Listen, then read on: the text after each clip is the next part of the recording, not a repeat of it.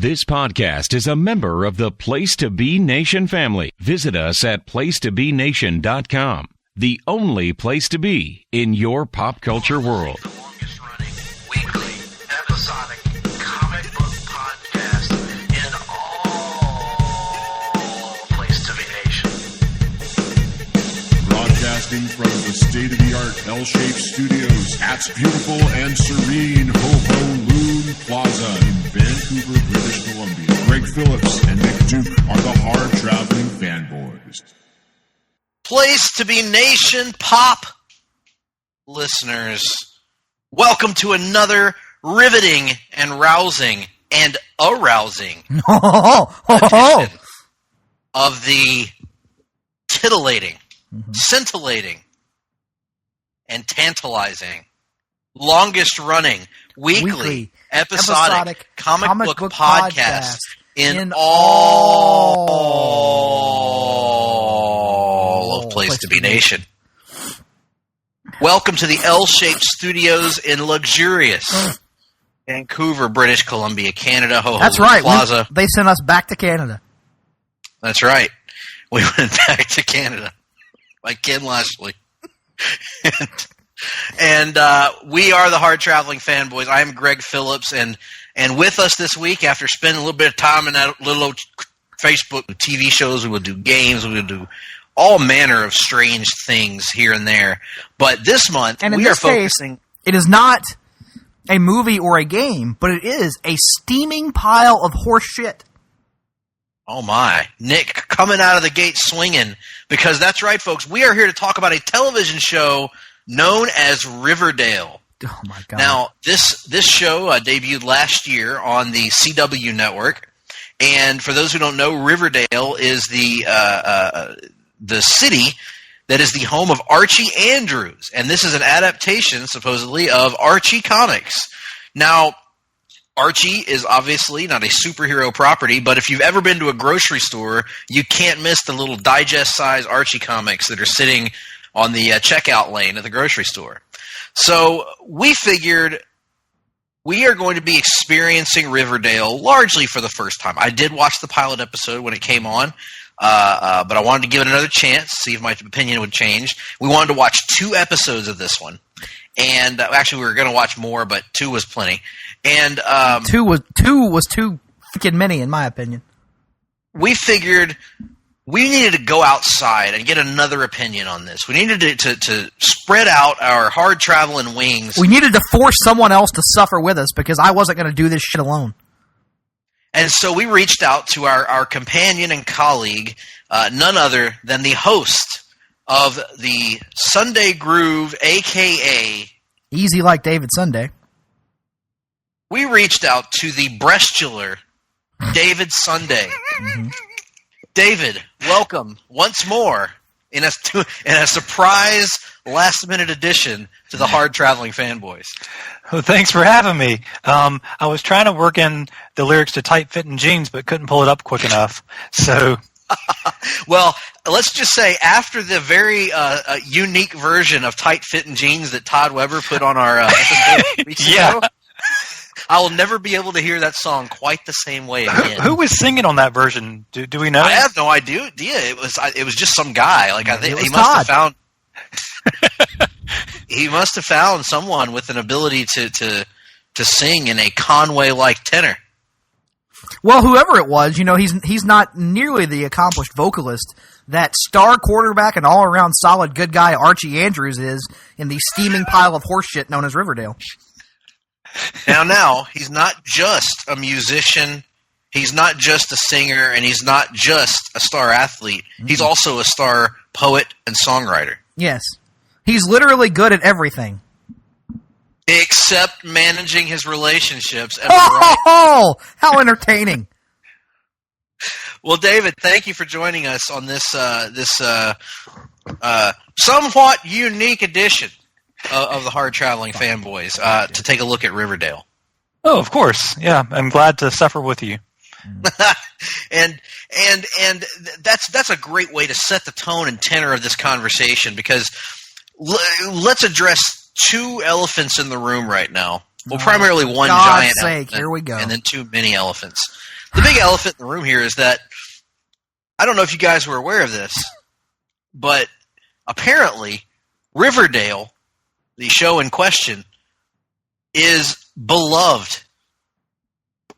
And By who? I'm going to tell you what I'm basing that on. Who are these people? If you do a search of Riverdale, you will pull up a 7.6 out of 10 rating on IMDb. Oh my God. You will pull up an 88% Rotten Tomatoes score. Good Lord. That's got to be rigged. This is You will fucking pull out ridiculous. an 8 out of 10 score from TV.com, and you will pull out a 97% positive from Google users. And, not to mention, you will also find information on some bullshit MTV award that says that fucking Jughead is hotter than Thor.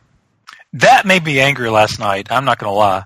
Shout out to Tim Capel for providing us with fun facts for the podcast. Yes. We should all know that no one is hotter than Thor. No one. It's just not humanly possible. And if you go to the Wikipedia page and you look at the critical reception, It's fucking ridiculous.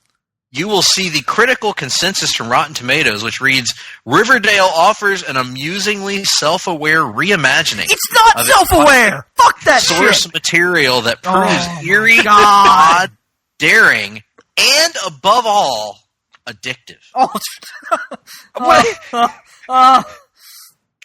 On Metacritic, the season has a score of 68 out of 100, based on 36 critics, indicating generally favorable reviews. Dave Nimitz of TV Line gave the series a B+, saying that it turned, quote, out to be an artfully crafted, instantly engaging teen soap with loads of potential. Oh, fuck's sake. You mean pretension? Oh, my God. So with this being said, this is a pretty well loved show. So there's a good chance that if you're listening to us right now and you have watched Riverdale, you probably like Riverdale. So I apologize in advance. I apologize for nothing. Because we're about to Shit all over it like it deserves. Yes, that's a good way of putting it. I was going to say we are going to discuss it in a rational and reasonable fashion. Nope. But ultimately, In this scenario, you, the Riverdale fan and listener, you are Ricky Morton, and you are lying underneath the glass table that is Riverdale, and we are the ring rat about to take a giant dump on said glass table. Yes, and unfortunately, some of it is going to leak onto you and ruin your handsome looks, which resemble that of a pre-accident. Oh my God! What the hell's the guy's name? I've already forgotten. Nobody knows the fucker's name because no person born after 1970 knows who the fuck Montgomery Clift is. No person, let alone a 17-year-old. I'm devastatingly handsome. Oh. You know, in that classic pre-accident Montgomery Clift way. Good Lord. Anyway, just don't even. So Riverdale is Fuck it. Now The end. we talked about the digest format comics of Archie. So before we delve into the show, let's give everyone what our impressions of Archie are, our understanding of Archie. Nick, what do you know about Archie?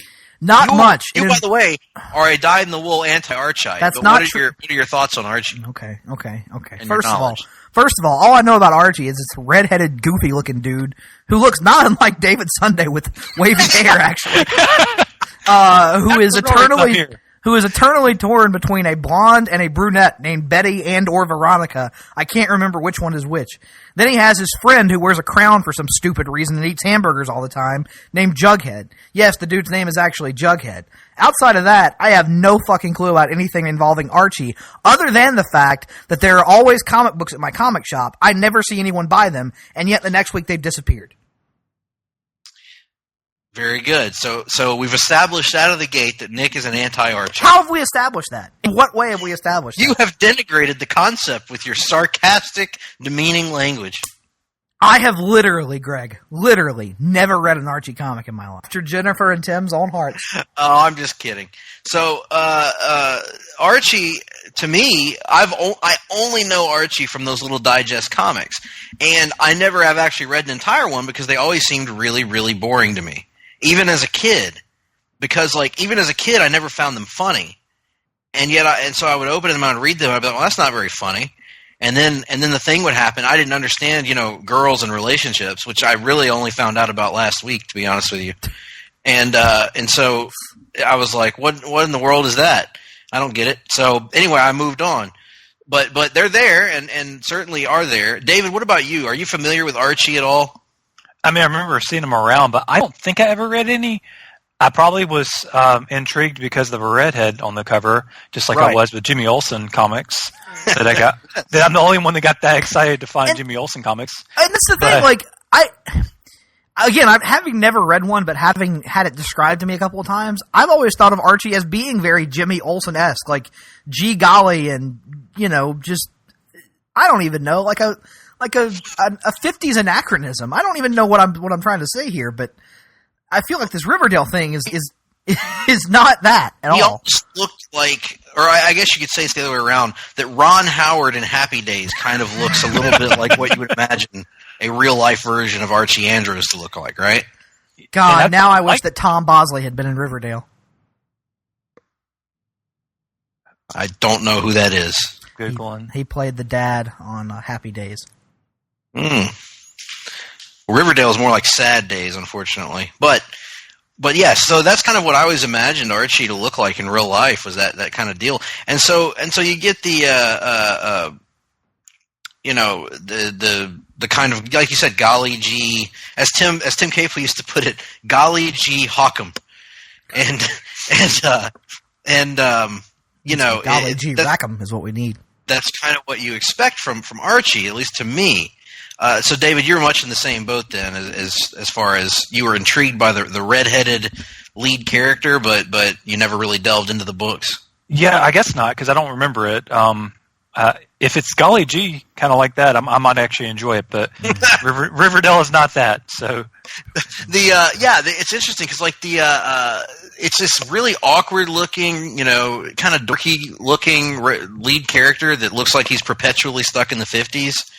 But he's always got like all of these attractive women like flocking to him, So it's not even really relatable in that way, right? Because I don't know about you, man. Well, that's true. I don't want to speak for you, David, but certainly in my experience, it's been a rare occurrence. But nonetheless, you have your cast of characters, your Jughead and your whatnot, and that's really the only one I know. I know Jughead, Betty, Veronica, and I've heard of the character Reggie, although I wasn't aware of what his role was. So you take all this, and so we all had kind of the same cursory knowledge of Archie. But I'm also aware, Nick, as you are, through doing the rundown and other things on our show, that there is a subset of Archie comics where I don't know how long ago this started, decades ago, I guess, I've been told, that Archie can be used in a lot of different genres. These like alternate universe takes on Archie. So you have like Afterlife with Archie is the probably the most popular one, where it's some kind of zombie based Archie. Then there's one where it's like so you have again, and I'm not the person to speak from any sort of authority, but like you have the main Archie comics where he perpetually stays like 17 or whatever, and then you have like one where he actually aged and like married. I think they actually have series for both him married to Betty and him married to Veronica. So it's like, yep. I don't know. You've got the serious take with Afterlife with Archie. Then you've got like the Mark Waid Archie comics that aren't the digest comics, but actual comics that are like a more like serious, I think, take on the Archie universe. Oh boy. And then you've got like, and then over the years you've got weird like one-off crossovers, like Archie meets the Punisher, and Archie. I'd like this one to meet the Punisher. Archie meets Batman 66 is currently on store shelves. Actually, I saw it when I was at the comic shop today. That makes sense. That makes a level of sense, right? Archie meeting the Punisher, I'm not sure, but now based on the quality of this, if they were going to do a Batman crossover with Riverdale, it would certainly have to be Riverdale meets Gotham. Yes. Good Charlotte Penguin would fit in so well. Good Charlotte Penguin would be a great replacement for Jughead, actually. Anybody would be a good replacement for Jughead. I'm sorry, Jughead Jones. Excuse me. No, not just that. Jughead Jones, the hottest person on the planet. The third. So Riverdale, here's Riverdale's take on Archie. Riverdale takes the characters and the setting of Archie and presents it as a teen soap opera drama, not unlike the vein of something like a 90210 or a Melrose, but yeah, we'll get to that. But put in the context of a murder mystery in a small town, and also put in the context of keeping some of the over-the-top characteristics of the characters, but still trying to be a teen drama while also trying to be a murder mystery. It's very weird, but the basic premise is that one of these red-headed twin characters that I've never heard of before, the Blossom twins, is dead at the beginning of the series, has been murdered, has been killed. We don't know if he's been murdered. It's the male one who looks a lot like Robert Pattinson from the Twilight movies. Yes, and if you've ever seen the scene that we've talked about on this show before from Batman and Harley Quinn with the pig-nosed incestuous twins, it's like that, but if one of them was a girl and they were twins. So this sets up the premise of the show. There's this death, and everybody's reacting to it, and everybody is kind of loosely affiliated with what happened, and nobody really knows what happened or who's responsible for this kid's death, if anyone.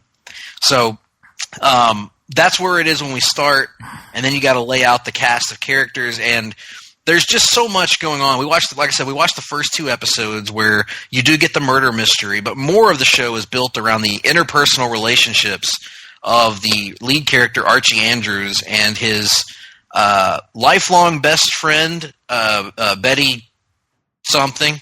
Betty. Cooper? We're going with Betty. Betty Cooper. Her name is Betty. That's her name. Who has been his best friend since childhood and harbors a deep-seated crush for him. And we're going to go with Betty Vanilla is what we're going to go with. Wishes that, she even orders an old-fashioned vanilla milkshake to put it across, whereas Veronica orders a double chocolate. A double fudge, which clearly means she wants a double penetration via the asshole. My goodness gracious, Nick.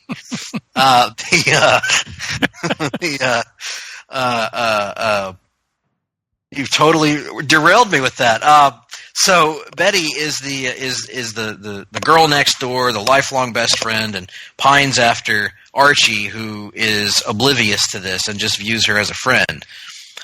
We're introduced very early on to Veronica Lodge, who is the brunette character you may remember from the comics that Archie is always dealing with. And she comes to town as the rich girl that's trying to redeem herself from a bad past. And she's going to redeem herself using the power of forced literary references that she's going to drop every 5 to 10 minutes to indicate how much smarter she is than everyone else in town. Because when you're trying to turn over a new leaf and get people to actually like you, lording your bullshit intelligence over them is the best way to do that. The show is bookended by narration. Oh, God. Which always works on CW shows. Narration in Rorschach-like fashion from Jughead Jones. Imagine if 2018 Frank Miller tried to write what he thinks as a teenager's interior monologue would sound like, and you essentially have the Jughead monologues from Riverdale. It is among the worst, least subtle pieces of derivative bullshit dialogue I've ever seen on a television show. It's like a whatever you call the post-millennial generation version of like an interpretation of Rod Serling mixed with Rorschach. Imagine, if you will, a small city, dead dog carcasses lining alley. And there we were at Pop's Chocolate Shop, using the neon light to hold off the darkness for just a few more moments. Shut the fuck up. Nick, you actually showed emotion in your voice. This dude has to pretend like he's better than it and be apathetic and flat all the time. Like he's disaffected from everything that's going on. I guess here's my biggest bitch about this show, if I had to pick just one, and there are many. A few years back when we were still doing the column, back when, we whittled our columns onto slabs of stone. Yes, when dinosaurs roamed the earth. Chased us from our homes. We briefly had a recurring feature called #Gotham Sucks, where we would sit down and watch a couple episodes of Gotham and tear it apart. And there was a certain amount of joy that could be had in hate watching Gotham. You could find enough things to have it be so bad that you derived at least some form of entertainment from it. With Riverdale, the entire thing is so freaking pretentious and borderline self-serious. There is zero entertainment value in this. The only redeeming quality of this show, there's one. It's got a fuck ton of sex appeal. I'll give you that. Characters are fucking all the time. There's some incestuous redheaded twins to tie into Greg's earlier comment. There are characters kissing that it doesn't make any sense for them to be doing this. And not just for their characters, doesn't make any sense in the context of the scene. Like, there are things going on that are titillating. But you know what? If I wanted to watch titillation with a bullshit, badly acted, badly written story, I'll just watch porn instead. Thanks.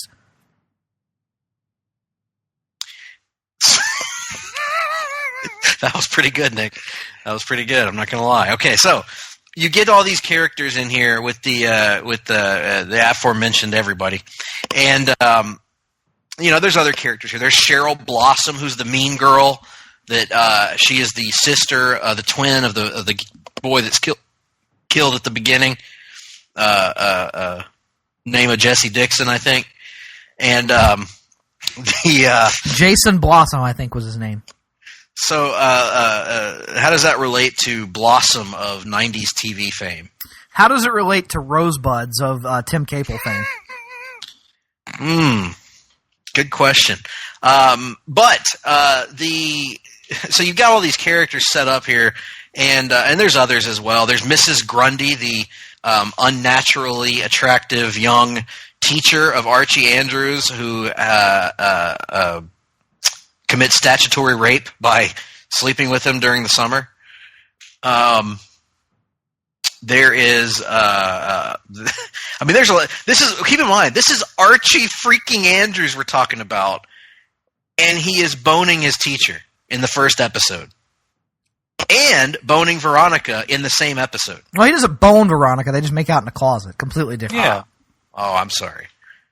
I thought the implication was that they boned since their clothes were all. Well, the game is 7 minutes in heaven, and they spent like. Oh, that's true. They spent like 5 minutes. They spent like 5 minutes talking about bullshit that nobody cares about. I'm not here to judge. Archie may not have lasted long. I don't know. It's not my problem. Anyway, the point is, he's the village bicycle baby. Everybody gets a turn. Wait, what? Anyway, so he's getting around, and I was halfway expecting him to get with Cheryl by the end of the episode, but that hasn't happened yet. I'm sure it does at some point. I'm sure it does eventually. So, Archie friggin' Andrews sleeping with his teacher. Did that bother anybody else? Just me? I'm sorry, I hate to ask this question. We're not actually watching this for this podcast, are we? I'm not watching it. Oh, maybe I'm not watching it. Okay. So maybe I should be, but I'm not. It should have bothered me, Greg, but I literally started hating the show 20 seconds in. Because I could see like the opening shots, if I remember correctly, you get like an overhead of the town, and then it cuts to night, and they're like filming like the trees and stuff, and then they cut to the stupid chocolate shop. And it's there that you get the first glimpse of what the color palette of the show is going to be.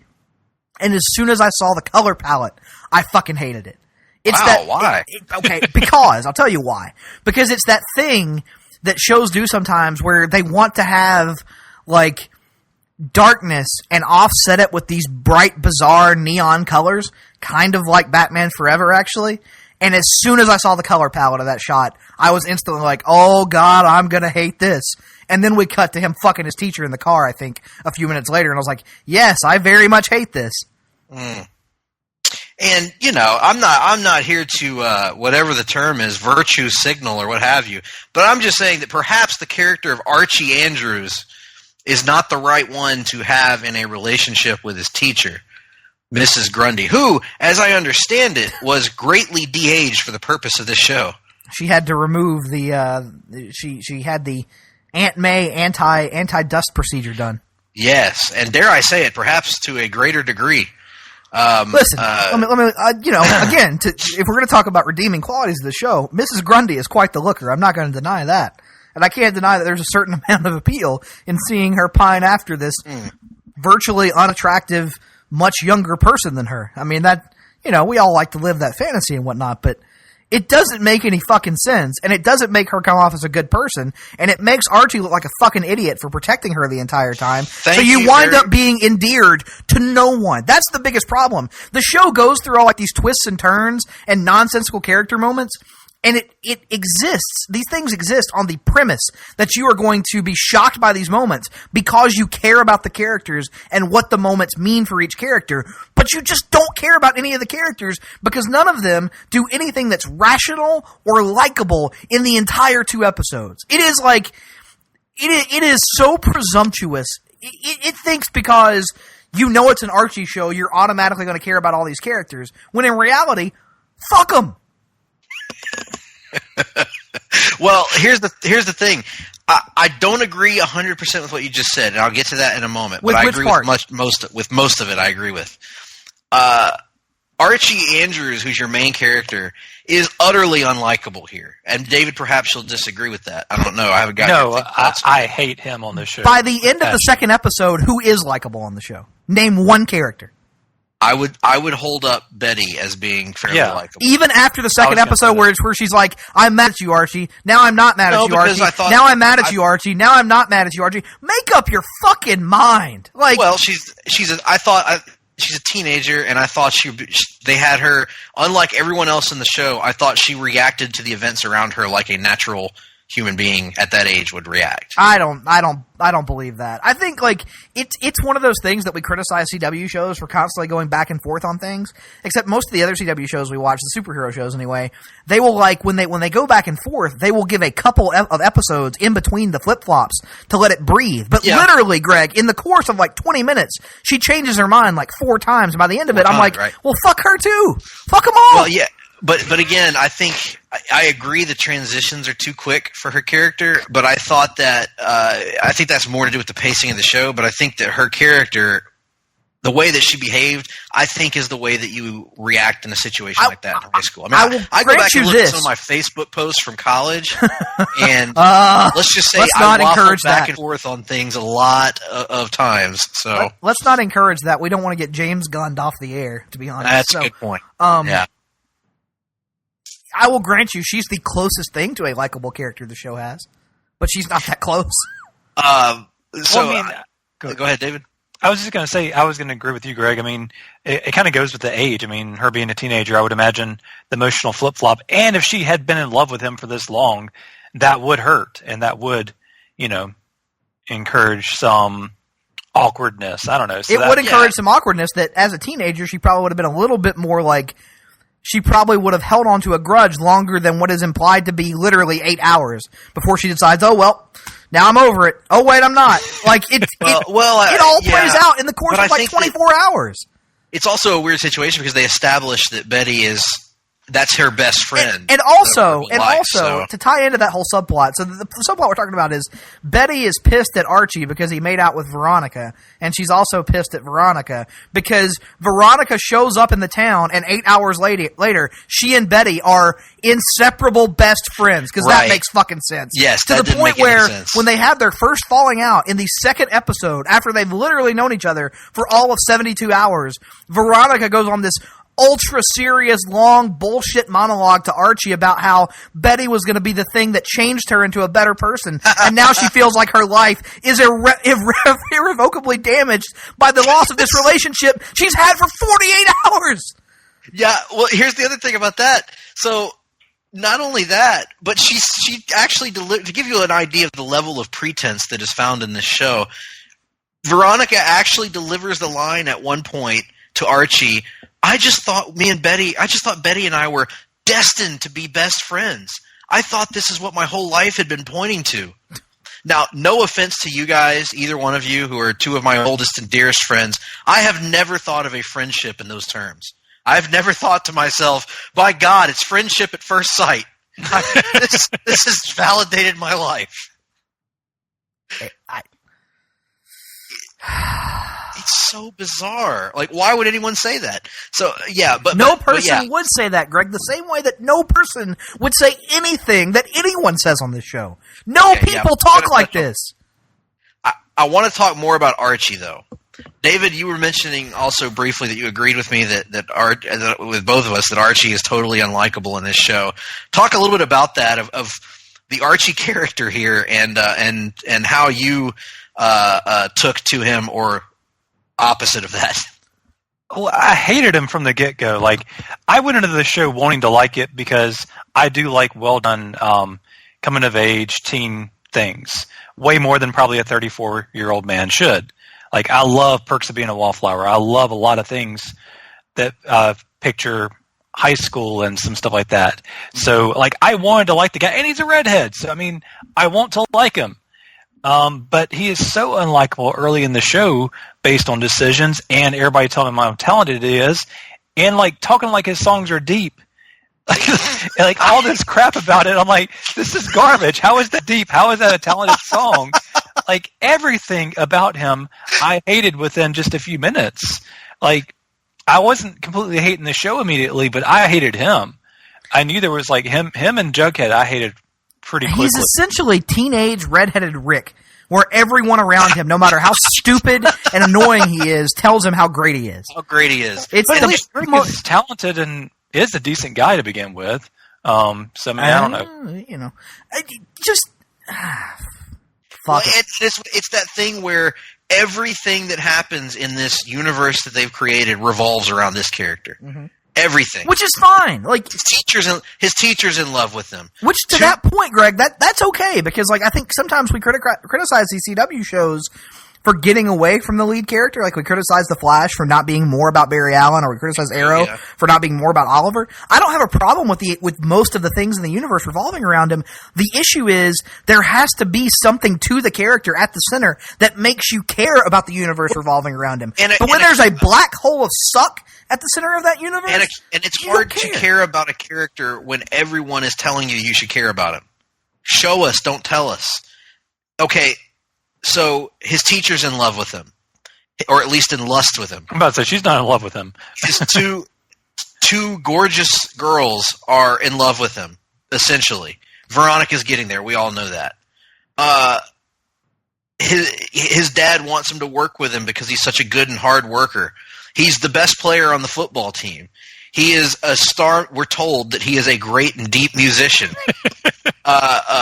He is a good-hearted person, because his dad tells us in the second episode, or because Jughead tells us in the second episode that Archie has always tried to do the right thing, and so you end up with a show. At times, Riverdale reminded me, in terms of it. Not bear with me here because I'm not comparing the quality of the shows, because I really, really love this other show I'm going to talk about. But Riverdale reminded me in its bare bones of Smallville, but Smallville taken to extremes, like the quote CW aspect end quote of Smallville, where Clark's relationship with his dad, his drama with Lana, the Chloe relationship where she's his best friend but she's in love with him but he doesn't love her back. Now that I'm thinking about it, as I'm laying this out, it's actually a lot more similar than I thought originally. The only thing you're missing is the Lionel Luthor figure, but I guess that could be Betty's mom almost in this situation. So it's got these bare bone figures, but it's taking away the heart from all of that, because the thing that always made Smallville work was at the center of the show was heart. Clark Kent was a character with heart. Archie isn't a character with heart; he's a character with abs. Yes, that's his biggest, most defining character trait, is that he has abs. Yeah, and so you have all of these people telling you how great Archie is and how wonderful Archie is and how if only Archie would love me back, but yet even despite all this, he's also got a bad boy side to him, as Veronica tells us. She literally says, "Oh, you're darker than I thought," and it's just it's maddening. It's John maddening to listen to, and that's your first problem out of the gate, is your lead character is a total dud. Like, he's not likable, not good, not funny, not engaging in any way. I didn't think so anyway. I didn't think he was. I mean, I'm not knocking the actor too much, because I really don't think that he's a bad actor per se. I just don't think that he was particularly engaging. Any disagreement there? Who are we talking about? Archie actor. No actor in this show is good. Not one. Oh no, I wouldn't go that far, Nick. Oh, for God's sake! Because we're going to get to one actor in particular that is good, but then there's other. I will say this is okay. If we want to get a little for the purposes of this committee, a little bit of a hot take. I'll go so far as to say I think Betty is a good actor. I think I'm looking at let me look at the cast and tell you who I think was good and who I think sucked. Well, that would be assuming that the Wikipedia page actually had a cast section for this. There it is. KJ Appa as Archibald Archie Andrews. Whew. No, I'm not going to give him that. Lily Reinhart as Elizabeth Betty Cooper. Yes, I thought she was good, actually. She shows a range of emotions. I thought she did fine. Camilla Mendez as Veronica Lodge. Awful. Whatever. The worst. Cole Sprouse as. Oh. Are you ready for this? Are you ready for his full name, guys? No. God Almighty. Forsyth Jughead Jones III.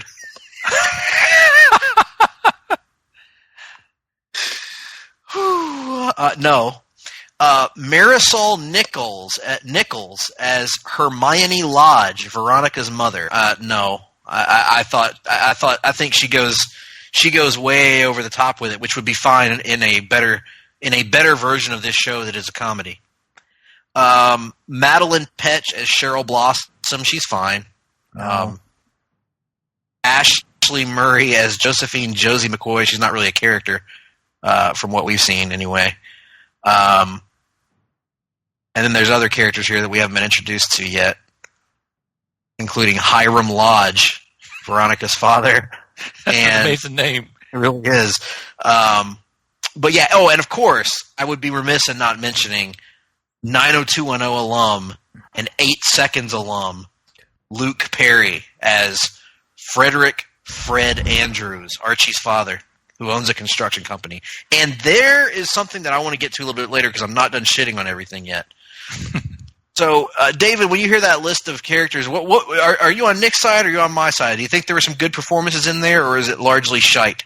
I mean, I hate Archie. There's no doubt about that. Him and Jughead, there's nothing redeeming about their acting or anything on the show. I like Betty. I don't think she's amazing, but I think she does a better job than most of them. And I'm looking through, other than one I know you're wanting to go back to later. Yeah, I really can't say much about the rest of them as anything positive. I understand that. One thing that irritated me is the stereotypical gay friend. I know we haven't gotten there yet, but yeah, it seems like they really go too over the top with him. What is his character's name? I'm trying to find it. Kevin. I just scrolled past him. Kevin Keller. They pretty much make him a '90s caricature. I swear I thought he was her brother, but he's not. He's just a friend, I guess. Yeah, always around her. But yeah, I think at one point they even call him out. Like one of the other characters calls him out as being a stereotype, or a cliche anyway, or something like that. Yeah, which is one of the few moments of self-awareness on here. And so, yeah, I agree. He was not a very good actor, I thought, and not his performance. But sorry, we're focusing on his performance. His performance is awful, and they give him some of the worst lines of any of the characters. Other than Veronica, he probably has the worst lines. Yes, he and Veronica have because he's the one that delivers that immortal Montgomery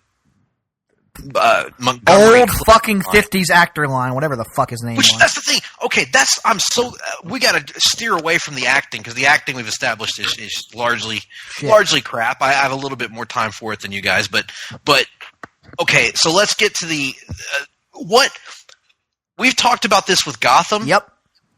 And it's the same thing here. What era is this taking place? They don't. They think that if they don't define the time period specifically, that it makes it more faithful. Where it's being faithful to the roots of the comics while also being a modern retelling. When in actuality, it just makes it unintelligible bullshit. Yeah, because the clothing, for the most part, and the cars and the technology are all modern, and the music and things of that nature, but the verbiage and the dialogue is like literally like taken out of the 1950s or 60s. Every single pop culture reference, with the exception of like one or two in this show, such as what was the one of those ginger lines that they make about Archie? Justin Gingerlake. That's one of like two contemporary references in the show. Every other reference from any character is to some obscure 1940s or 50s or 60s movie or TV show or book. It is so bizarre. I certainly I wasn't the only one that noticed that. You mentioned it too, Nick, but it's just such a people don't talk like that, but especially 17-year-old kids in 2018 aren't referencing, Clark Gable and, whoever the hell else. Hey, well, yeah, I'm sure they haven't read those, watched the old movies, and I'm sure they haven't read old books, so, like, the thought of them, referencing them is ridiculous. For instance, Veronica walks into the, as Nick puts it, the damn chocolate shop, and walks in, and I believe maybe her first line is, or one of her first lines is, I'm breakfast at Tiffany's, and this place is more in cold blood. Are you a big Capote fan? Oh my God. That was when I first watched the pilot last year. That was the line, the singular line that made me Seinfeld gif. I throw up my hands and just say, this is not going to be for me. Just a pile of pretentious bullshit, in my opinion. David, what about you? Are you a big fan of references to old things from teenagers? We reference old things. We reference old music. But, my gosh, there's a limit to what's and believable.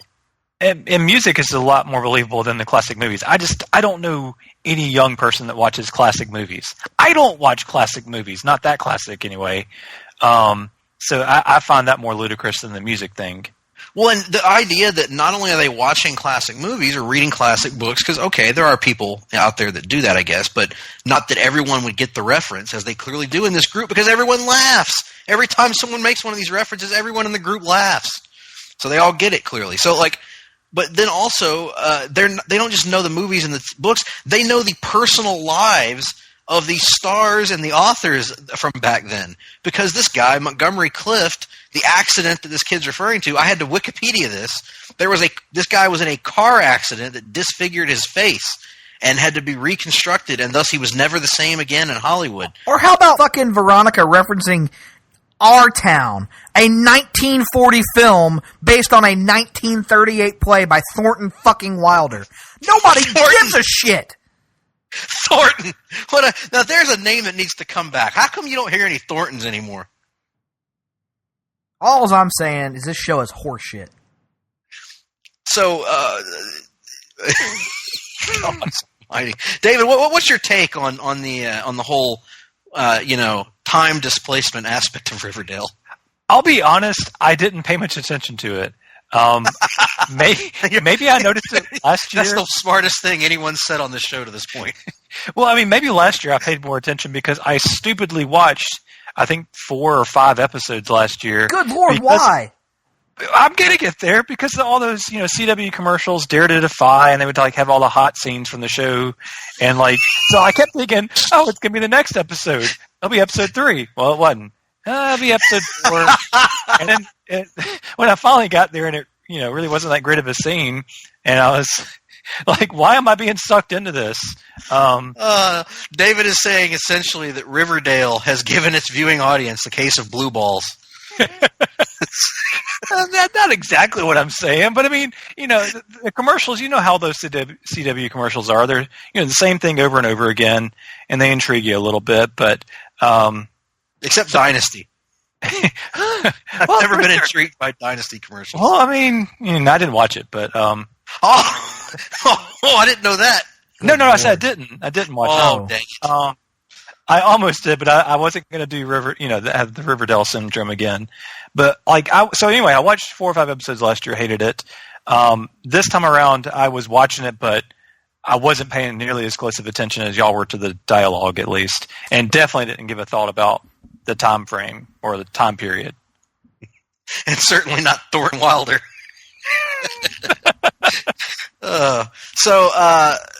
Okay, so the unlikable characters. Veronica's not likable at all. Jughead is not likable. No one on the show is likable. Unlikable characters. So, David, since you're the host of a music podcast, oh my god, I think it's appropriate for us to now move on and discuss the music of this show. And the music of this show primarily comes from two sets, I suppose, of the recurring characters. You, of course, get the singer-songwriter stylings of Archie Andrews. Oh, for fuck's sake. You get the more pop, punk, R&B infused vibes of Josie and the Pussycats, who take their pussycatness very seriously, according to their brief exchange with Archie in the first episode. So, David, as a host of a music podcast, how would you classify the musical stylings of Mr. Andrew and Andrews rather, and the aforementioned Pussycats along with their leader Josie? Well, the music is absolute horseshit, and Archie can't sing worth anything, in my opinion. I think Josie does have a good voice, but I absolutely hate every performance. Like, I think there might be some talent hidden underneath there, but it really leaves a lot to be desired. And the other thing about Josie and the Pussycats that I noticed in the first episode, it's established that almost all of their material before the show starts has been original material. They tell us that. They're known for writing their own songs. But in the first episode, they do a cover of a song that I've never heard of. And in the second episode, they do what sounds like an original song, but the chorus is a direct cover of a 60s song. Again, that I've forgotten the name of, but it's one of those, like, you know, songs that would be popular in 1966 or something, you know? And very poppy and all that stuff. So they're apparently not that original, in fact. Right. I actually like the song they were covering. Right. And it got stuck in my head, unfortunately. Of course, yes. But, you know, and yeah, I do agree with you. She's got a good voice. She does have a good voice. But yes, not exactly a masterpiece of musicianship on the series at this point. And it makes me wonder how that even works. I found myself thinking about that as I was listening to Josie and the Pussycats play the opening football game in the end of the second episode. Yeah. I was thinking to myself, now, are these actors, like, assembling this band and playing this song themselves and singing it? Or is there some outside band that the producers of the show pay to make the song, and then Josie and the Pussycats pretend to play it? Or is there an existing song that we're hearing that is by some other band, and they're purporting it on the show to be by Josie and the Pussycats? I had all kinds of questions about this. Now, listening audience, you could say, Greg, couldn't you have just Googled this information? The answer to that is yes. And I would respond to you with that, and I would also respond to you with another question. Do you think I give a single shit about this show enough to Google it? The answer to that is also yes. No, I'm kidding. It's no. I don't care. But nonetheless, if any of you out there do know how the music on this show works, tweet at JRsBBQ and let us know exactly who makes the music for Josie and the Pussycats on Riverdale. That Archie, he's got high cheekbones. He looks not unlike Maureen O'Hara. Maureen O'Hara. You know, have I ever talked to you? That Archie's got red hair. You know who else had red hair? Maureen O'Hara. Now, I'm not trying to come on to Archie now. I'm not trying to flirt with him. I'm just saying he's got qualities that are like my childhood crush, Maureen O'Hara. Well, JR had Happy. Well, so away from that, let's get on to what I do want to talk about here. A good thing that I thought in the episode. Oh, if God. I was to establish, here we go. If I were to point out a good scene in this entire first two episodes, no, it would be one of two, and probably this one in particular. In the pilot episode, a scene between Archie Andrews and his father, played by Luke Perry. Mm-hmm. Now, Luke Perry, people may remember from 90210. People may remember from 8 Seconds. I know we've got a lot of 8 Seconds fans out there in the audience. And people may remember from the original Buffy the Vampire Slayer movie. Oh, he was in that. Yeah. Yes, alongside was Elizabeth Shue? Christy Swanson. Christy Swanson. Close enough. Swansonite. I was way off. He's been in some stuff, some things and stuff. And I've always been a fan of Luke Perry since I was a kid watching 90210. And so I was happy to see him pop up here, but I was not expecting him to fall so nicely and comfortably into the role of the wise, mentor father figure. Basically the Jonathan Kent of this show. Let's face it. Much in the same way that I thought that John Schneider was able to reinvent himself from the Dukes of Hazzard onto Smallville in this father role, I thought Luke Perry actually did a really good job of adding a little bit of heart to a show that is so lacking in it, in my opinion. And I may be on an island with this, but I thought the scene with Archie and his dad in the first episode, when his dad finds out that Archie doesn't want to work with him like he thought he did, I thought it was really good and really emotional. And maybe it's partly because of just my own proclivity for father-son stories and the idea that there's actually a character in a fictional series that does manual labor for a living and doesn't work in an office. I thought that was kind of cool. But I really liked that scene, and I thought Luke Perry really gave good performances in both of these first two episodes. No, I agree. He was good. I liked that one. I actually liked the scene in the second episode a little better. Yeah, that was good too. Where the scene in the second episode is just like generic, like made for TV after school television special father son advice. No, sometimes you got to do the right thing, even when it's hard. You built it as that, Shut and it the wasn't fuck that. up. You built it as that, and it wasn't that. It was actually very similar to some talks I had with my dad growing up. So you know what would be better? You know what would have made those scenes better? If it had been James Vanderbeek and they would have had Texas accents, and because the first scene was essentially the damn Varsity Blues scene, and Archie had said, "I don't want your lie." That was the scene. That was essentially the same fucking thing. Fuck it. Fuck it all. No, there's a huge difference because James Vanderbeek's dad was a dick. No, let me rephrase. I don't know James Vanderbeek's dad. He's probably a great guy. The character of Chance, or Mox, or whatever the hell his name was, Moxie. What was his name, Nick? I don't fucking know. Chance, whatever. Whatever movie you have to know. Whatever his character's name was in that movie, Mox, I think was his name. His dad was Dick. Luke Perry is not a dick in this show. Luke Perry is a good dad who's he's emotionally wrapped up in his son, and he's upset that his son's no longer. Their relationship seems to be going by the wayside, in his opinion, because of Archie dealing with things and stuff. Because of Archie being a douche. Yes, being a douche. So I really liked those father-son scenes. But anyway, David, get back to what you were saying. I was just going to say, he did a good job in those scenes. Like, whether it was generic or not, like, he did a good job delivering it. And I couldn't help think, and this is not just me flattering Greg, like, I could not help but think, like, this guy deserves a better show because he's actually given a good performance. Yes. I would love to see a career resurgence for Luke Perry.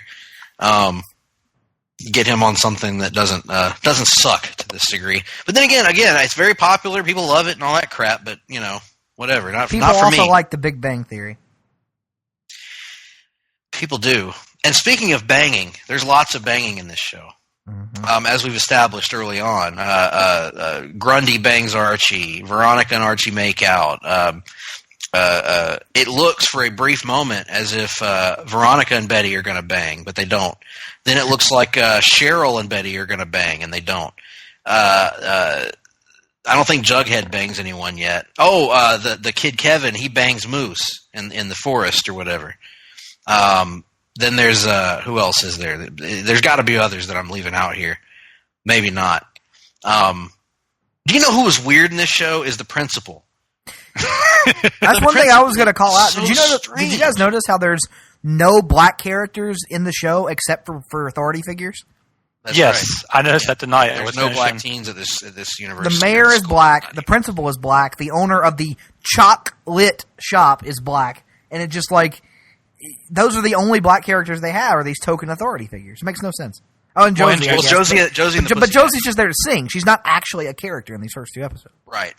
And not just no black characters, but no minority characters at all. I mean, no gay Reggie. character, I guess, would be would qualify. Well, true, yeah, but I'm talking about that's a good point. But in terms of other ethnicities, wasn't Reggie Asian? Yeah, Reggie is. Is he? Mm-hmm. I don't know. Well, okay. Regardless, it's not a lot. Is what I'm getting at. It's one of the whitest shows you'll ever see, but in the modern era, anyway. And yeah, so there's just it's very strange, a very strange show. God, what else is there to even say about this thing? You mentioned, or you didn't mention, two of the best names. The butler, or whatever the heck his name. Smithers. And then there was also a Dilton Doily.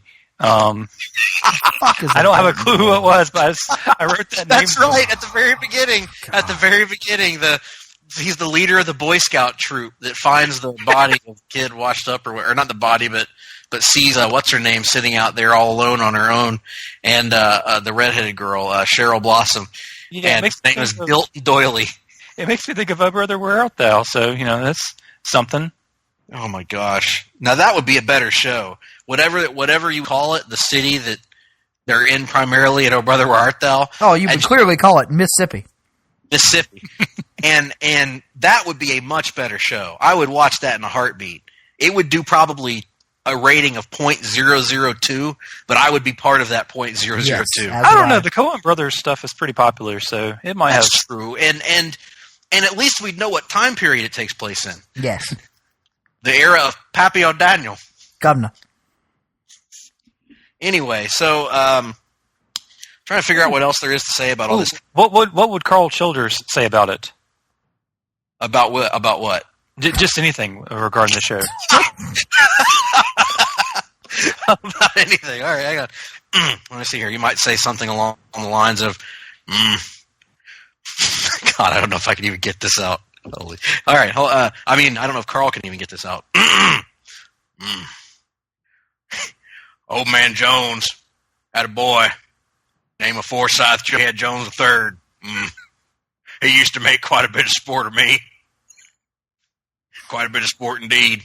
Now, if now, Mr. Childers, if the character Kevin Keller were going to use a certain object in his personal life, how would you describe that object? Kindly shaped like a banana.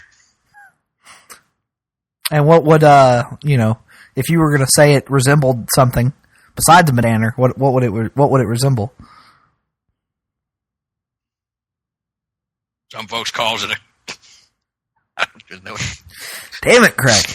I don't rightly know what you mean. I mean, if it were a stop. There we go. God, it's like pulling teeth tonight. Come on. Got one of them flying peckers. Fixed him up a little stop on it. That Hermione Lodge. That Jughead used to make sport of her too. Hit him upside the head with a sling blade. Some folks call it a Kaiser blade. In this case, I'll call it just a sling blade. Killed him.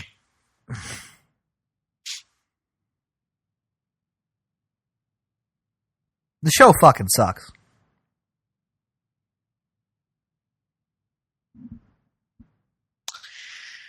Yeah, I don't know what else to say at this point. Yeah, I mean, we pretty well plowed over the ground of this show. We came not to praise it, but to bury it. Mm-hmm. And but I will say, oh God, more things that suck about the show. The transitions are very sudden at times on here. It is not well made in any regard. In any single regard. The cinematography's fine, I think. I think some of the shots are kind of cool. It looks modern and fresh, but yeah, it's very the direction, I mean, it's bad. Like there's no like. It's like it's the kind of bad too that like is it entertaining? Really get a way out of. Mm-hmm. You know, like it's not good bad. It's just bad. A big fucking waste of time. Boy, what bugs me about it, even more than just the bad acting and stuff, was how they try to add in the mystery aspect and a little bit of intrigue and stuff like that. But it's really not intriguing. Like they don't do a good job building to any of the reveals. Well, yeah, because they kill off this character in the opening 5 minutes that you haven't been given any fucking reason to care about.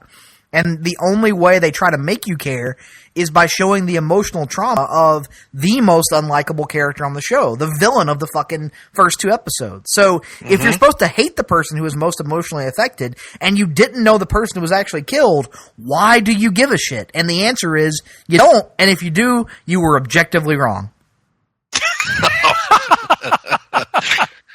Oh, now with all that being said, the show sucks. It's terrible. It's the worst. Yes. And I do want to know who killed that kid. Oh my God, Greg. So what I'm going to do is, once we get done tonight, I'm going to go on Wikipedia. I'm going to read the episode summaries, and I'm going to read to the last sentence of the episode summary, which is all that matters because nothing of note happens until the last 5 minutes of the episode. When they do the whatever, that's the only time they really address the murder mystery is in the last minute to 5 minutes of the episode, right?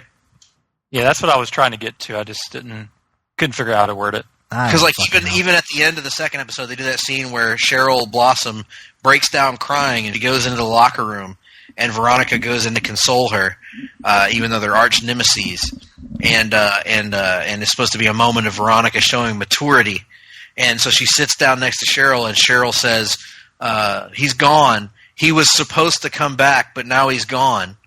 And it's kind of as like a throwaway thing. They don't follow up on it, but it's clearly supposed to make you say, oh, revealing more about the mystery. But anyway, I will admit I do want to know who killed the kid. But I'll just read through the Wikipedia summaries and figure it out, because I ain't nobody got time for this. I want to see them kill the kid. Actually, that wouldn't be bad either. Yeah, he's kind of got a douche face. He does, especially once he's dead and bloated.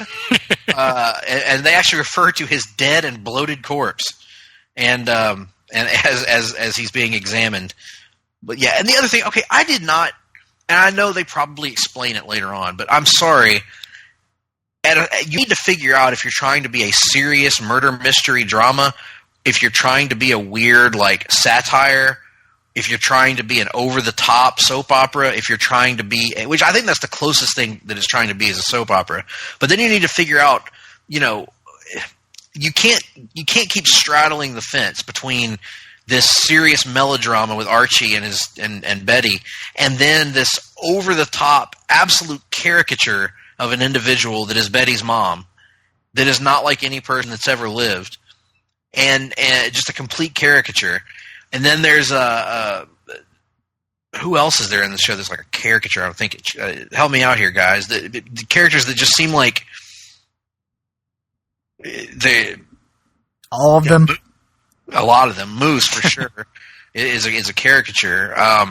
And then there's like Reggie, of course, is a caricature, not really a fully fledged out character, which he's only in the show for a few minutes anyway. But it just you can't have that they'll try to have this serious emotional scene 1 minute, and then the next scene they've got characters babbling off dialogue that absolutely makes no sense. And in the span of like a superhero show, I can suspend my disbelief because it's not about it's about this over the top concept to begin with. Riverdale's trying to at its heart be a murder mystery. And when I think murder mystery, I think something like True Detective or something like The Killing or something like what was that? What was that movie with just pretty much any David Fincher movie, that kind of stuff. I don't think of teenagers talking about Thornton Wilder books or whatever the hell. So anyway, lowest recommendation from me. Would not watch again. For those of you that like it, glad you do. Absolutely. We hope you continue listening to us, but no, I'm not a fan of this at all. Gentlemen, David, what about you? Oh, it's garbage. I have no use for it. Nick? Oh, it wasn't that bad. Actually, not that bad. Fuck it. It is, like... There's nothing redeeming about it. It's not entertaining in any kind of way. There is nothing good to be derived from having watched it. It's the equivalent of the bullshit essay answer that Billy Madison gives at the end of Billy Madison. I award Riverdale no points, and may God have mercy on the souls of all people who were involved in the making of it. If you like it, I'm sorry you have bad taste in things, and that's probably not a good indicator that you're listening to our podcast. So, yeah, not a good situation all around. I will just sum up my thoughts on it with 2 words that come to mind. Televised dysentery. And with that being said, we wrap this portion of the show up. You can catch us on social media. I am at gphillips8652. He is at Nick Duke 87. If you're going to yell at us for our Riverdale hate, please tweet us at JRsBBQ. You can also send us an email at the loneliest email addresses on the internet, gregp@placetobenation.com and nickd@placetobenation.com. Please join the Place to Be Nation Comics Facebook page. Over on Facebook, just go into your search bar, type in Place to Be Nation Comics. You'll find us there. And you can tweet us at PTBN Comics. At this point, the loneliest Twitter address on the internet. David, how can people find you on social media, and what do you have coming our way on the pop feed? Okay, well, I run Sunday Groove. You can find me at Sunday Groove PTB on Twitter, or David Sunday on Facebook. Andy Helene and myself from Survey Says just did a really fun episode of my 1-year mark, 12th episode of Sunday Groove, where we talk about our favorite concert experiences. So that was a lot of fun. That should be coming out within a week. We recorded it already, but I don't know how much is in the queue before us. But it'll be before you very soon. Very, very good. Interested to hear that. I wonder if any concerts that I was in attendance for made your list. You'll have to tune in to find out. The tease that is David Sunday. Well, with that being said, folks, we are going to take a commercial break here. When we come back, we'll have reading, we'll have watching, and of course, we'll have the rundown right here on the HTF. Promotional consideration paid for by the following. Hey, pro wrestling announcer Kevin Kelly here. I want to make sure you are all subscribed to all the great feeds here at Place to Be Nation. It's really easy to do. Just head to iTunes or your preferred podcatcher app today and search and subscribe to the Place to Be Nation wrestling feed, which of course includes the full archives of the Kevin Kelly Show, the Place to Be Nation pod feed, and the Pro Wrestling Only feed. Subscribe, listen, and then rate us and leave feedback today. And be sure to give Justin your true thoughts. I mean, don't hold back. After all, he is kind of a jerk. Just listen to Scott.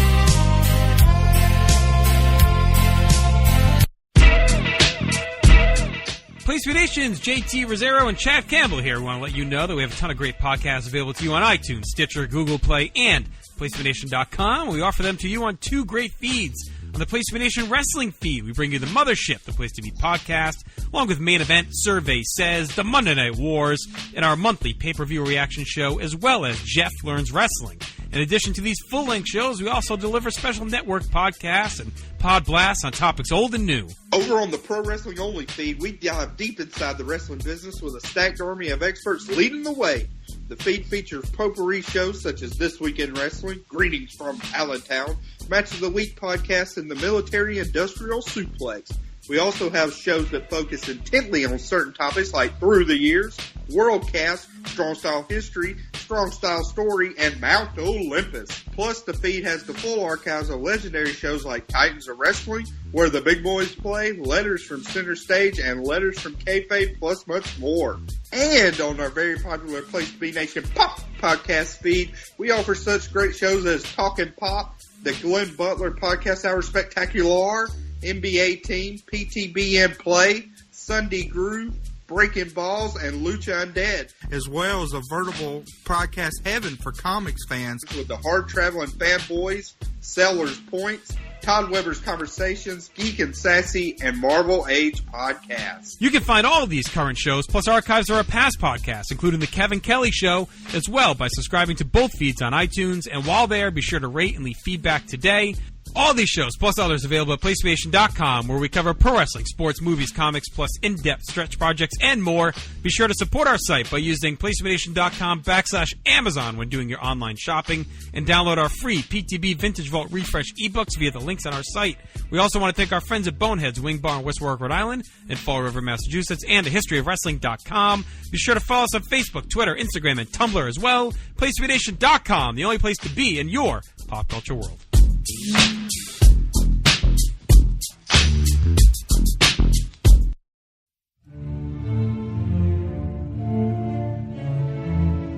Hi there.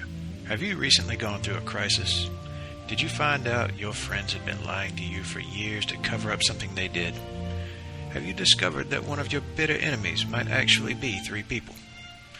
Were you seemingly killed by a new god only to find yourself quantum leaping through time until you make it back to the present? Was your entire reality wiped out in a cosmic battle between 2 godlike beings only to be reborn, destroyed, and reborn again? Then join me, Russell Sellers, and my special guests as we help you manage your post-crisis life in DC Post-Crisis Management, a limited monthly series starting in September.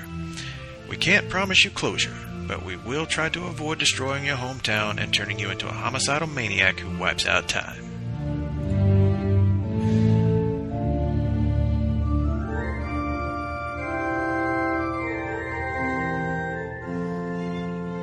Welcome back, ladies and gentlemen, to the Hard-Traveling Fanboys Off the Page.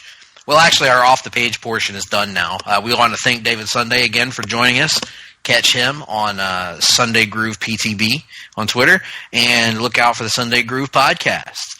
But now it's time for us to get on to our weekly segment where we talk about what we have been reading and what we have been watching. It's a segment named by the people, for the people. A segment we call Reading and Watching.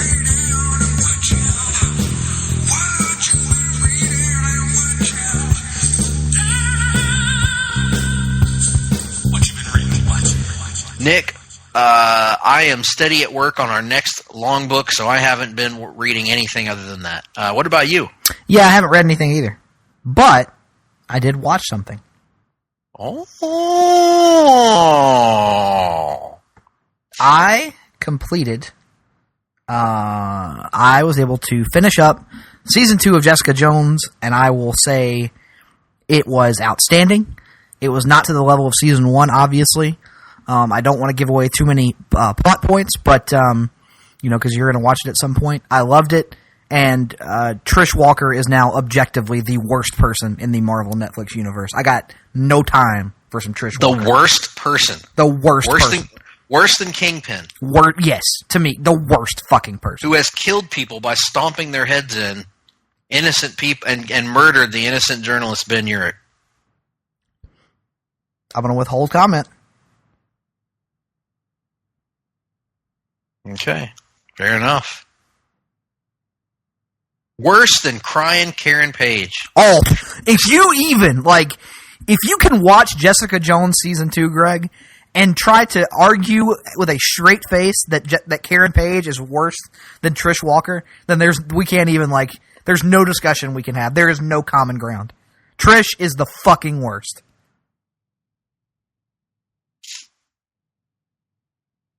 And you'll learn that if you ever get around to watching the show. Which I won't for some time, because I have to, according to you, I have to watch Iron Fist. What? I have to watch Defenders. Why not watch Iron Fist then? Watch Iron Fist. There's other shit I have to watch. Like what? Krypton. I'd rather finish Krypton before watching any of those. I got an idea. We should do an Off the Page on Iron Fist to help spur you along in your journey. I don't want to watch Iron Fist. No, that's not what you said. That's not what you said. You were very excited about it. That's not what I said when it was in development. Okay, do you want to go back and watch all the seasons of Gotham? Let's do that then. Let's make a trade-off, Nick. I will watch the entirety of Iron Fist. Yeah, but there's nothing. No. The difference is there is no canonically related show to Gotham that I actually want to watch. Oh, I don't care about that.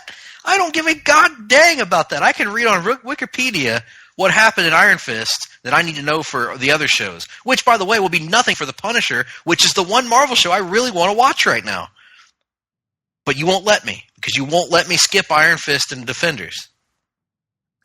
Greg, you act like I actually have any influence over what you as a grown-ass man do with your fucking time. You do. You put peer pressure on me. And as you know, Nick... And as you told me over the years, that never works, so why are you listening to it? You're throwing in shoot aspects here.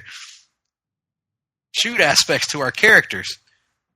The character of Hulk Hogan is not the same as Terry Bollea. Two different characters. Why did the Hogan character not take legal action, Greg?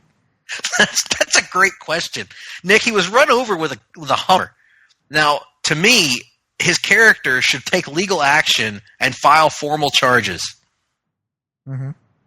To me, that just makes sense. It just makes sense, and you're no person to be talking about. I'm nobody to talk about logic. Right. We just lost our entire listening audience, other than Tim. Yeah, that's a good point.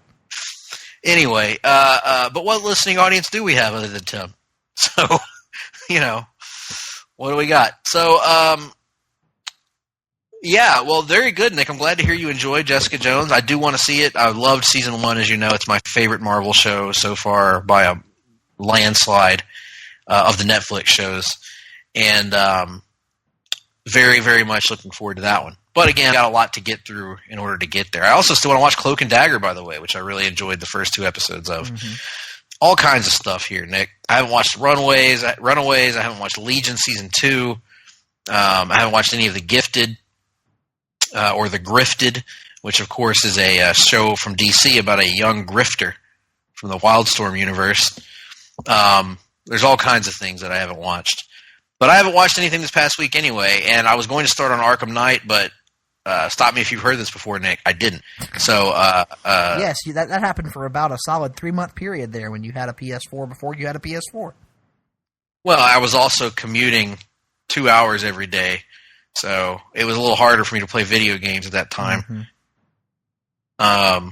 But I will say that I will say something, and what that thing is that I'm going to say is that now that I am finally all caught up on the G1 Climax tournament that we'll talk about later on in the show, I should have more time to delve into video games a little bit here. So, and admittedly, I've been spending a lot of time playing WWE 2K18 and modifying my universe rosters for my WCW Saturday Night show. Mm. But all that notwithstanding, Read and Watch is kind of a flop this week, Nick. I just realized. So let's move on. Watching ever. Let's move on to our weekly look at the news and notes in the world of comics. Let's move on to the rundown. Welcome to the rundown, where we talk some comic news. Welcome to the rundown, where we talk about movies too. And here to kick things off, we've got a murder mystery worthy of Riverdale. Mm. Because DC Comics has announced via an image that they have released on the cover of DC Nation, one of these 6 characters will die. Likely in Tom Clayman's Heroes in Crisis #1, which comes out September 26th. And the characters, let's talk about the characters on the cover of this magazine, and it says one of these are going to die. So you've got Arsenal, a.k.a. Roy Harper. You've got Booster Gold. Possible. You've got Harley Quinn. Will not happen. No, I don't believe that for a second. You've got Tim Drake, Red Robin. Won't happen. You've got Kyle Rayner. Oh, please, dear, sweet Lord, baby Jesus, let it happen. And you've got Cyborg. Won't happen. Yes. So you've given your take on these. Let me go through one by one, give mine. Roy Harper, absolutely on the board. I would pencil him in as my number 2 most likely to die. Mm-hmm. And that's a good way to go about this. Let's rank them. Oh, okay. Let's rank them from most to least likely to die. Okay. Or at least most. Which one would you It prefer? doesn't matter. However you want to do it. Let's go most to least. Most to least. Actually, let's go least to most. Least to most. All right. Least for me is Harley Quinn. I would agree. Harley Quinn, yeah. Second least, Cyborg. Yes. Too valuable to the line. Too popular in Teen Titans Go. They would be foolish to take him off the board. Right. And filling an ever-expanding role in the DC universe. So, no, won't happen. Next up, I would put Tim Drake. As would I. And that's only because they just did the fake-out death like a year and a half ago in Detective Comics. They've already explored it. They're not going to plow over that ground again. Not so soon, anyway. No. No, not this soon. And nor should they. No, honestly. yeah. I'm no Tim Drake fan, but, no, don't need to do that again. Then we get into the interesting ones here. The ones that are real contenders. I would put, and I know you're going to have this guy a little bit higher, I think, Nick. I would put at number 3, Booster Gold. I would. Okay. Go ahead. And here's my reasoning. I think that Booster is going to play a major factor moving forward in the coming, and I know that there's an out for this too, by the way.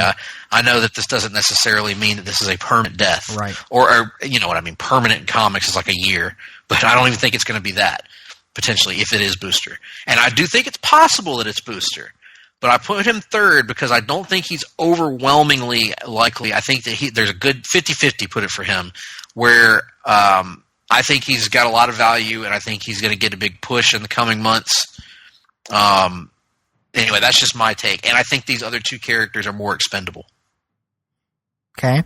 I would have Roy Harper at number 3 because while I think he's definitely on the board, I think he's by far the least impactful of any of these 6 characters that could die, and he has no real tie story-wise to Tom King. Tom King has not really used the character in the past, and I don't know that it would feel like a natural extension of any story that he's been telling. Great point. Number 2, I have Roy Harper, who you were just mentioning, and that's a great point that I hadn't considered about Tom King not really having a tie to Roy Harper. I think my thought on Roy and why I put him so high towards the top is he has essentially no purpose right now in the DCU. Nobody's using him for anything of value, it seems. He does not have any major storylines going on. He doesn't, his value to Green Arrow has been greatly diminished by the likes of Amico Queen, by the like of Black Canary, by the likes of other characters that are close to Oliver. If they ever bring back Connor Hawke, right. I love Roy Harper. Don't get me wrong, but I don't think he's been a particularly well managed character. Right. So this would be a chance to revamp him eventually. What about your number 2? Kyle Rayner, who I know is your actual hope. Yeah, I genuinely hope they kill him off because he's grown on me in recent years, but he is easily my least favorite Earth Lantern, and same. I would argue there are too many freaking Earth Lanterns at this point. You need to drop one. But had to tie into the Tom King story Omega Men, so it could feel like a natural extension for the Tom King version of that character. And because of the Tom King tie, I would put him number 2. Very good. And I would actually put him at number 1 on the most likely to die list. For the same reasons you mentioned, there are a lot of Earth Green Lanterns right now. He would seem to be, he and Simon Baz would be the 2 most expendable, I think, of the Earth Green Lanterns, and I feel like Simon serves a greater purpose than Kyle in terms of adding diversity to the lineup in a more tangible and clear way than Kyle, who I think has Latino origins but is very rarely drawn that way. Or ever has it really referenced as part of his personality. Part of his personality. And again, like Nick, Kyle has really grown on me in recent years. I was no fan of his for many, many years, but I like him as part of the ensemble. I'm glad that he is the Green Lantern again and no longer the White Lantern. and which I think was a concept that got explored too much. Mm-hmm. And I think he has some value, but he's also expendable. He also would have a huge impact across the DCU because he has strong relationships with Wally West, who is going to be a big part of this story, by the way. Kyle and Wally had a great friendship throughout the Justice League run in the 90s and early 2000s. He has a great tie to the Green Lantern Corps, relationships with characters like Soren Ignatu and Jade, assuming that Jade is brought back into continuity, which I think she will be after Doomsday Clock. So there's just a lot of ties there for Kyle that I think would be interesting to explore. Yeah. My number one is Booster Gold for a variety of reasons. One, he has just gone through a very traumatic experience in the pages of the Batman story, The Gift, which was written by Tom King, and it could feel like something that has been naturally built to and an extension of a more recent Tom King work than even Omega Men, like I referenced for the Kyle Rayner selection. And also, any death in comics we know is not going to stick. And Booster Gold, more so than any other character, has the built-in, magic reset button of time travel to undo it when the time comes, making it the easiest death to pull off and undo from a storytelling standpoint. It may not even last the duration of a story arc. May not. Although I will say this, Nick, it does say I will say this about 400 times now. In this Newsarama article, it says Booster Gold and Harley Quinn have long been identified as suspects in the murders, so they can likely safely be eliminated. What do you make of that? I don't think that DC is going to publish a story in their own in-house magazine eliminating two of the characters when they just told you that one of the six is going to die. It's a comic company that is going to give misdirection on stories whenever possible. See the solicits for Batman 50 as an example of that. Ouch.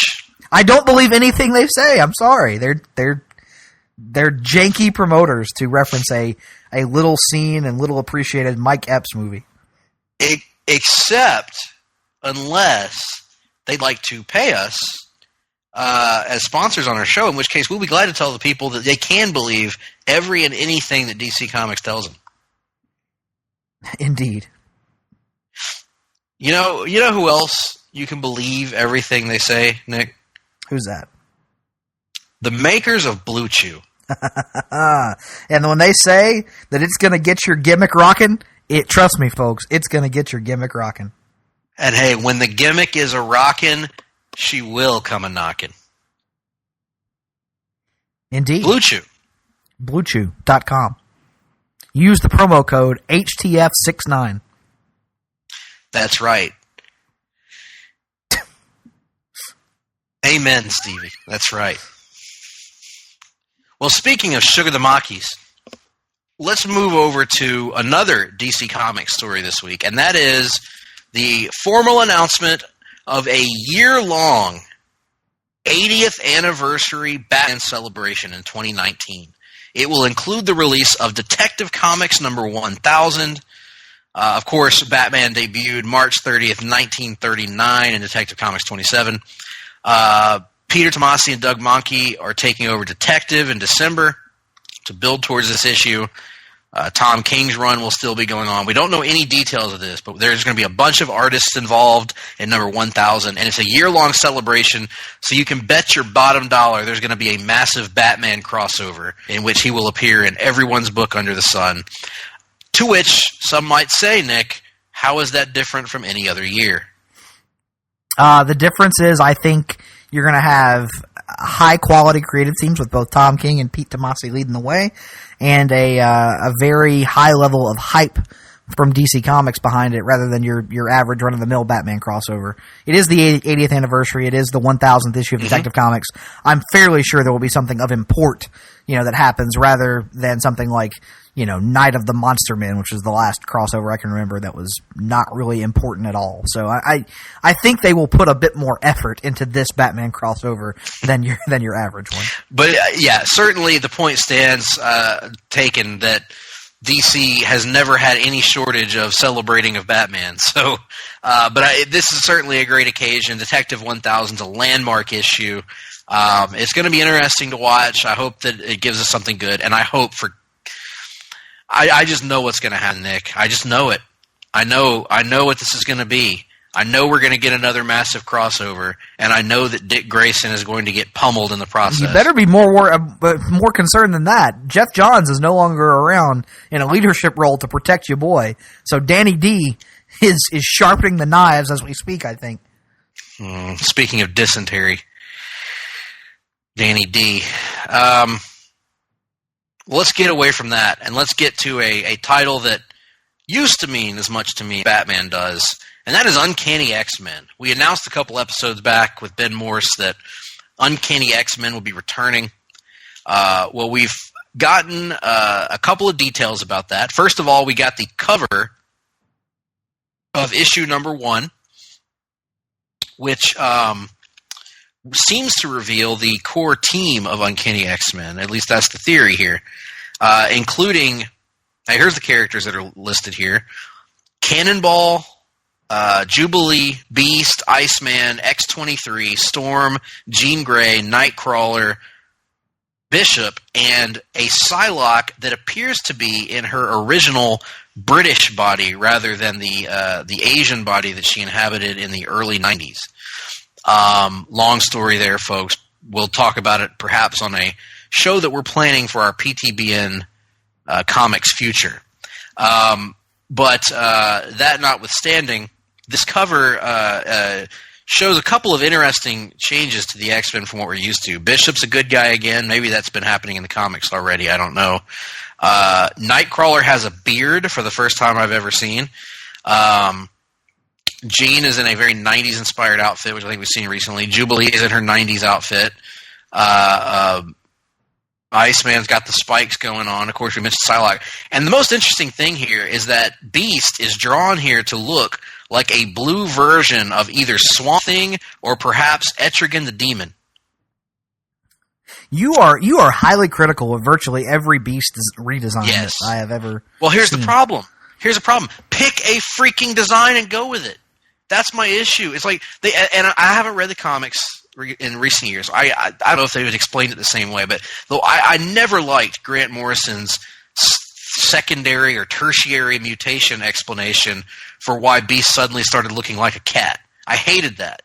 I hated it primarily because I thought Beast's ape-like look was better than everyone that's come since. And I certainly don't understand why he now looks like some sort of, half-dead creature from the Black Lagoon. So yes, I'm very critical of Beast redesigns because I'm pretty married to the one that I grew up with, I guess you would say, Nick. And that's the case with a lot of these X-Men designs. What do you think? Do you think this is a good design for Beast? It's fine. I don't really X-Men don't rise these deep passionate feelings in me that they do in you because I never really had an attachment to them. Like it's one of my biggest comics blind spots. So I think it's cool that it seems for the fifth time in the last 5 years that Marvel is trying to get its X-Men house in order, and we'll see how successful it is. So I mean, I don't know. This is one of those things that just doesn't do anything for me. But I understand why it does something for other people, and I genuinely hope that you guys are satisfied by it. And I say you guys as if you're actually going to read it when we know you're not. So, well, you're the blind spot for me would be Avengers, and particularly Avengers leading up to Brian Michael Bendis' Avengers Disassembled back in the mid-2000s. Well done, sir. Well, now, that actually that's better than your typical nevertheless. I like that. I'm going to give you a little clap on that one. Now, Marvel is attempting seemingly to replicate the disassembling of the Avengers by disassembling the X-Men. As it says, Uncanny X-Men #1 will lead to a 10-part weekly storyline titled X-Men Disassembled from writers Ed Brisson, Kelly Thompson, and Matthew Rosenberg, along with artists Mahmoud Asrar, R.B. Silva, Yildiray Sinar, and cover artist Lionel Francis Yu. The announcement came with promotional art by David Marquez and Rachel Rosenberg, showing virtually all the X-Men with a big X through them. It says, no one survives the experience. So, absent in the image are the 5 original teen X-Men, who will be resolved in the Extermination story, and the adult Cyclops, who is still deed at this point. I don't know what any of this means, Nick, to be honest with you. I'm tentative on it because they've tricked me with X-Men stories too many times at this point. But if I hear good things about it from our good buddy Ben Morse and Tim Capel and others, perhaps I will visit it on Marvel Unlimited when the time comes.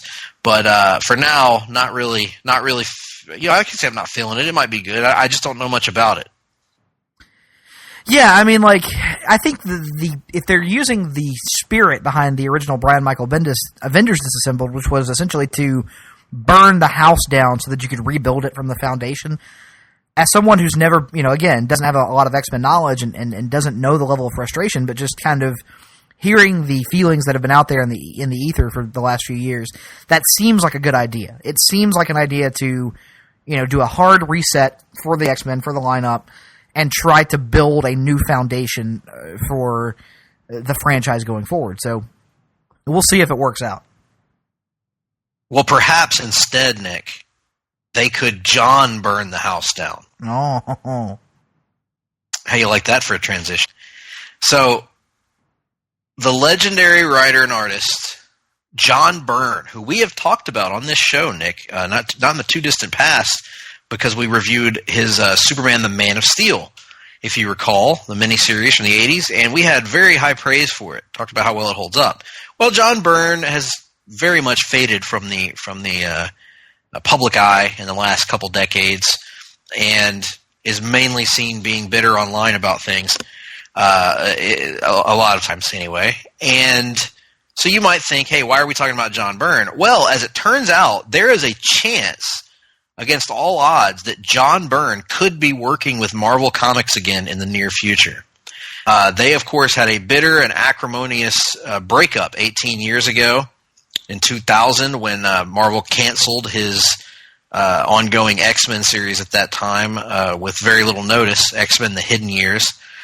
And Byrne held a grudge about that for a long time. Well, apparently, according to him at a fan expo in Boston, he revealed that, of course, many people know he's been doing a self-published continuation of his Uncanny X-Men run called X-Men Elsewhen, just him drawing his own pages and lettering and all that stuff, doing it all on his own just for fun. And apparently it caught the eye of Marvel's editor-in-chief, C.B. Cebulski, which is still an amazing name. C.B. Cebulski sent Byrne an email saying, love it, let's talk about this. And Byrne said it was very unexpected. He was just doing this as a fun thing, and still is a fun thing as far as he's concerned. But it's the first time he's had contact with Marvel in ages, and he certainly appears to be entertaining the possibilities of going back there. This would be a very shocking turn of events, and Cebulski has spoken highly of Byrne in the past. I think it would be kind of interesting. Tim and I have talked before about how, Claremont and Byrne, their attempts to return to X-Men have not been amazing. Mm-hmm. So you may not be able to recapture the lightning in a bottle. Probably, almost assuredly won't. At this point, but it's still kind of nice to see an old creator getting a chance to maybe, do some things again.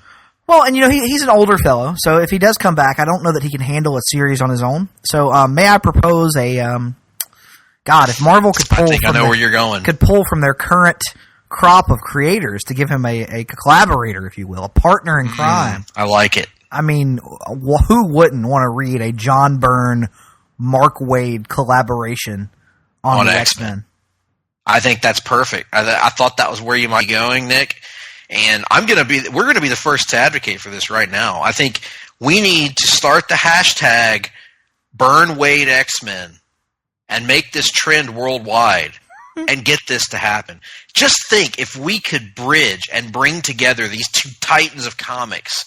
I mean, just think about the impact we would have had on the comic book industry, Nick. Yeah, I mean, I think it would be a very interesting set of scenarios. And if nothing else, the comic dirt sheets would be on fire. Oh, Rich Johnston would be in heaven. Absolutely. Oh, God, the Jude Terror pieces that would come out of it. Jude Terror. What a ridiculous thing. Jude Terror. Well, you have to wonder, though, that if Byrne and Wade work together, Nick, do you think that their conflicts would resemble the conflict between Denzel Washington and Ethan Hawke in the movie Training Day? I don't know. Well, I wonder that. And I also wonder how the director of Training Day, one Antoine Fuqua, would do directing a superhero movie. But further than that, Nick, how would he do directing a Marvel Cinematic Universe movie? Training Day director Antoine Fuqua is in talks right now to work with Marvel Studios to direct a film in the MCU. He recently revealed he's had meetings with President Kevin Feige of Marvel Studios about directing a Marvel film, but he said that he does have questions about a director's role in Marvel's blockbusters. I'm going to see if I can... Nope, of course not. They just linked to a video. So that's all we got, folks. We don't have anything to follow that up with. If you want to, just YouTube Antoine Fuqua Marvel, and hopefully it'll pull the video, and you, like us, can then find out exactly what he had to say about that. But I think this would be awesome. Antoine Fuqua is actually, listen, no one's going to confuse most of his movies with The Godfather. No. But I think he's a damn good director. I enjoy his movies. He's one of the great action directors of the modern era, I think, especially in America. And it's one of those things where it makes me wish that they weren't so opposed to the idea of crossing over the MCU and the Netflix characters, because Anton Fuqua doing, Iron Fist or Daredevil or something something in that vein sounds freaking awesome. Absolutely. Not to say he couldn't do other things. I'm not trying to pigeonhole him strictly into that street level hero thing, but that sounds like a perfect match of concept and director. Whereas, I don't really know. I'm struggling to think of a property off the top of my head that we think is in the works for Phase 4 or whatever that he would be a good fit for. Unless it's just something way out of left that we're not considering, like Moon Knight or something like that. I think he would do a great job on a Captain America movie or a Winter Soldier movie if they did that. Yeah, true. Especially or a Falcon movie if Falcon gets a standalone at this point. Yeah. I'm looking at his filmography. I mean, The Replacement Killers, awesome. Training Day, awesome. Tears of the Sun, really good. The Equalizer, really, really good. The Magnificent Seven, tons of fun.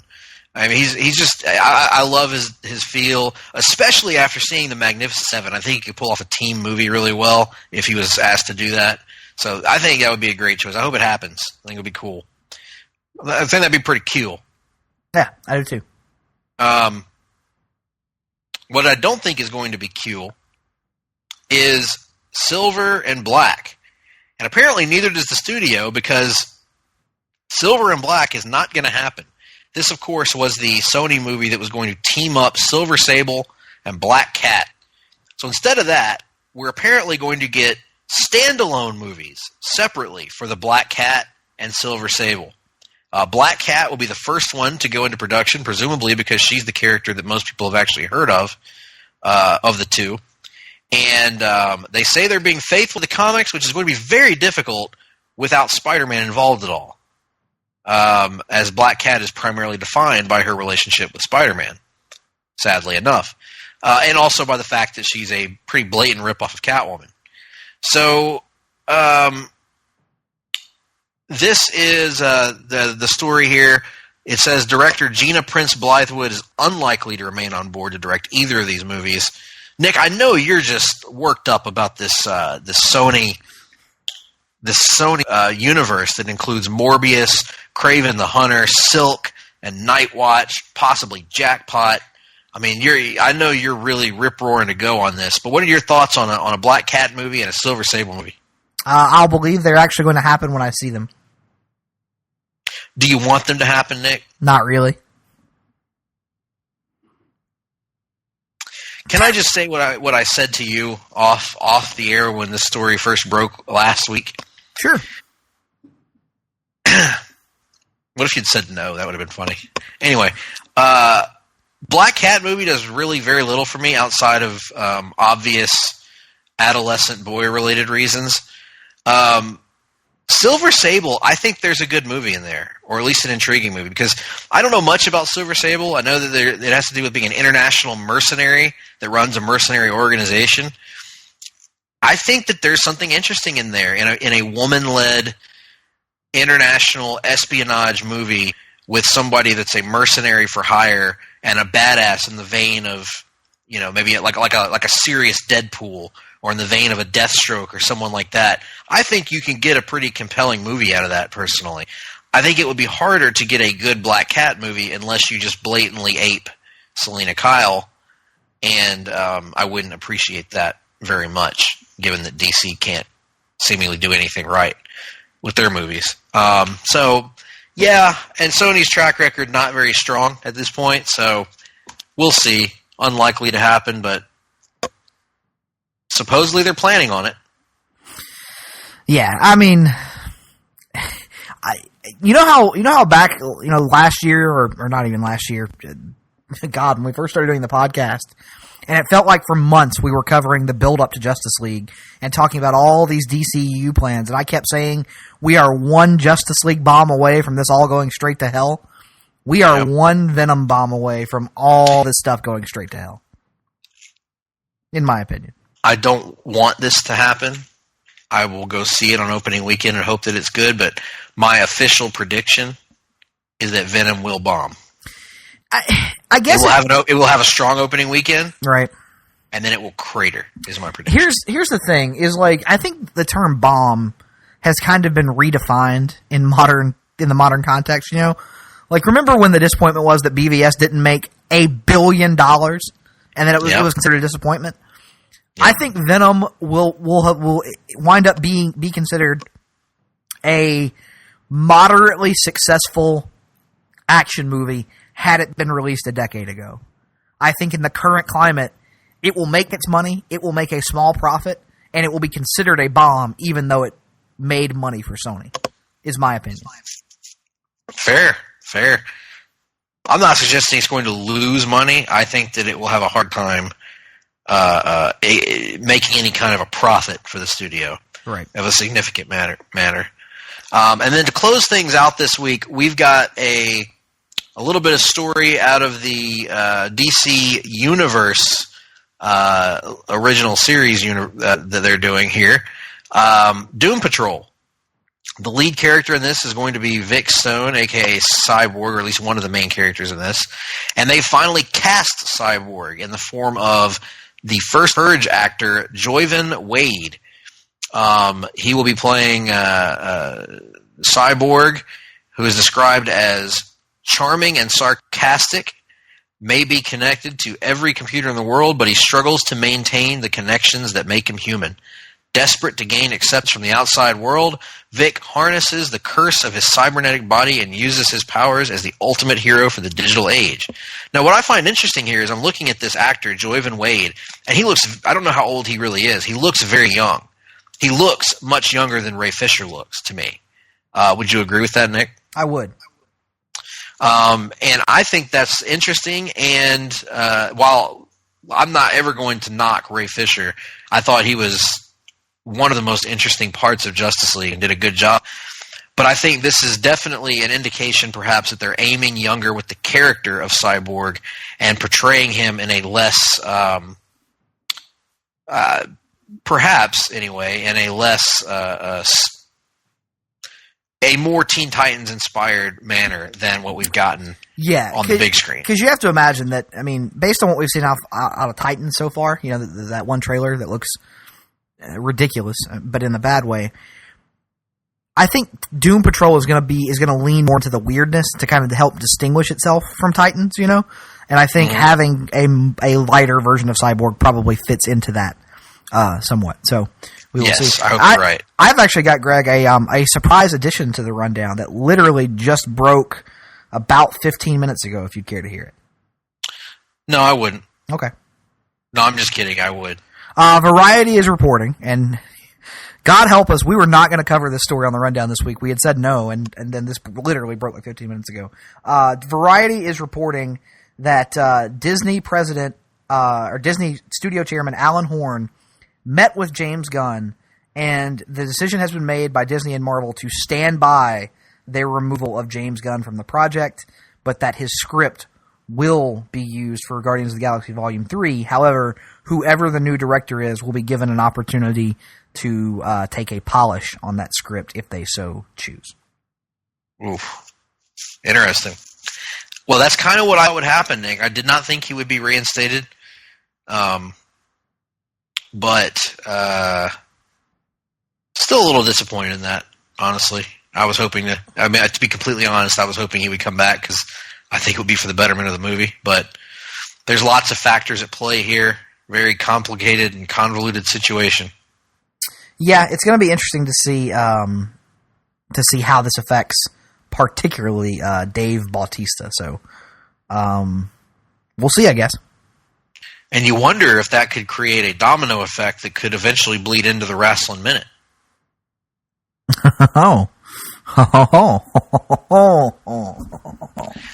But that brings us to the end of the rundown and the beginning of what I am now renaming the Wrestling Undetermined Amount of Time. That is fairly brief.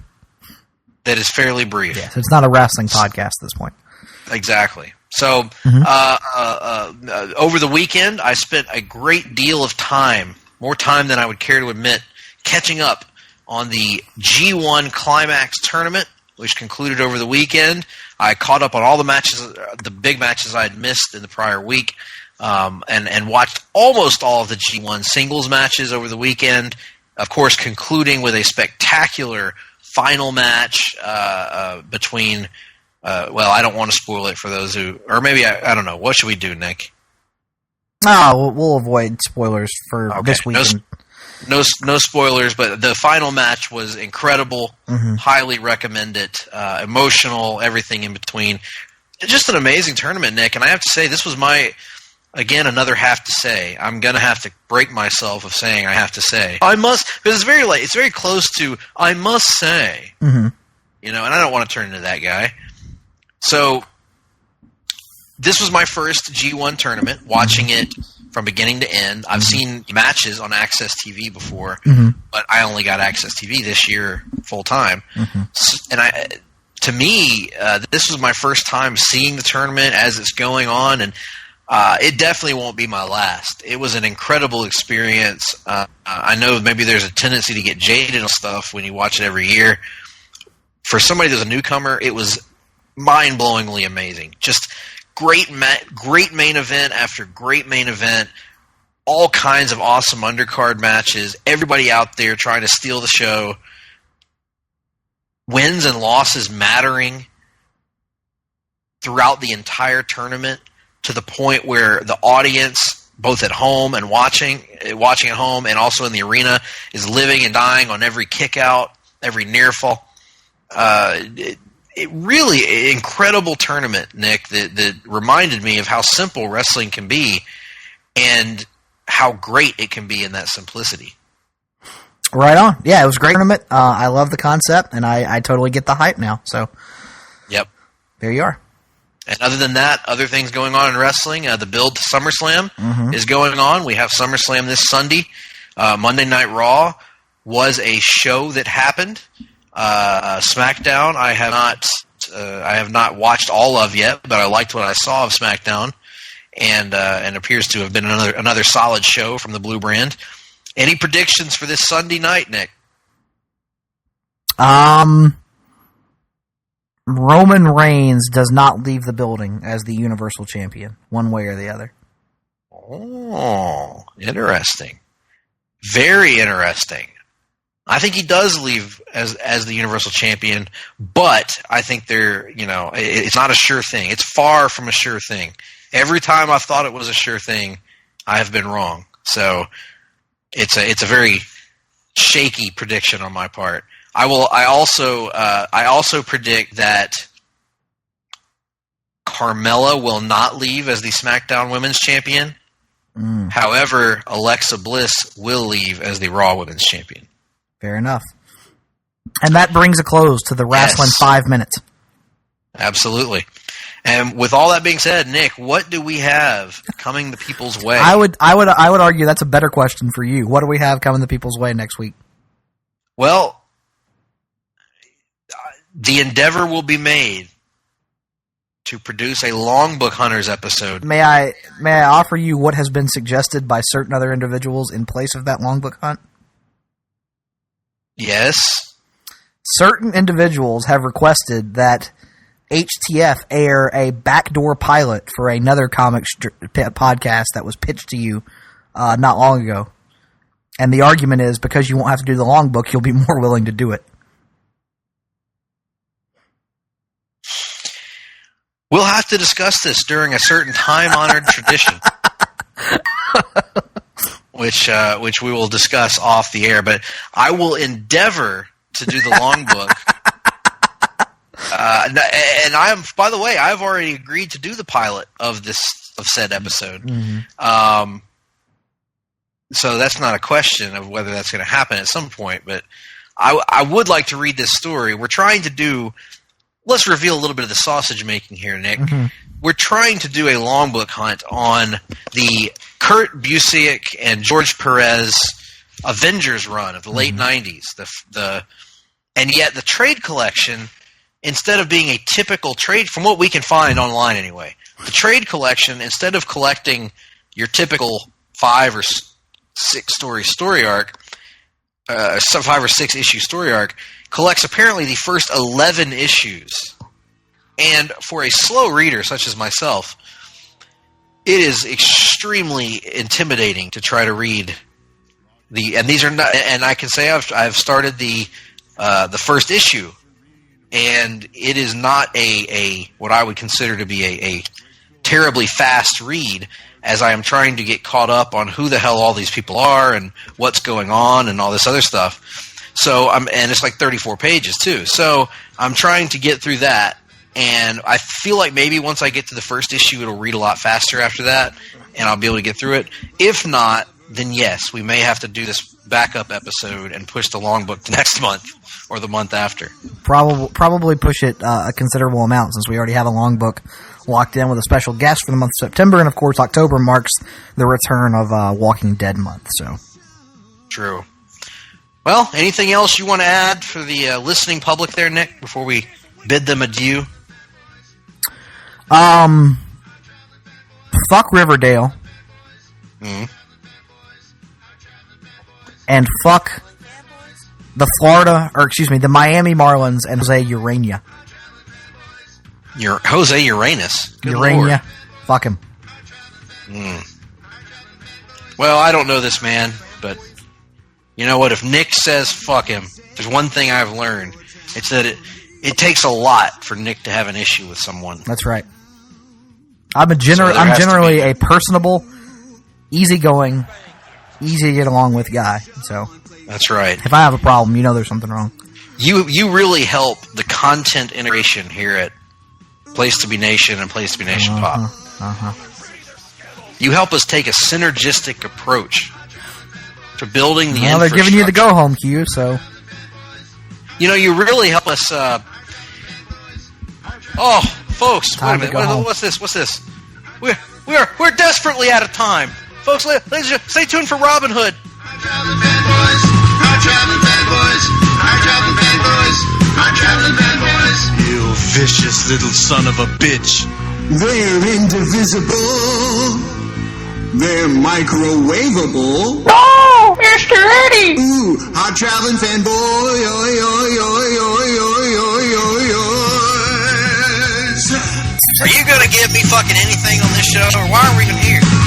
Listen up, slap dick. Let me answer the fucking question.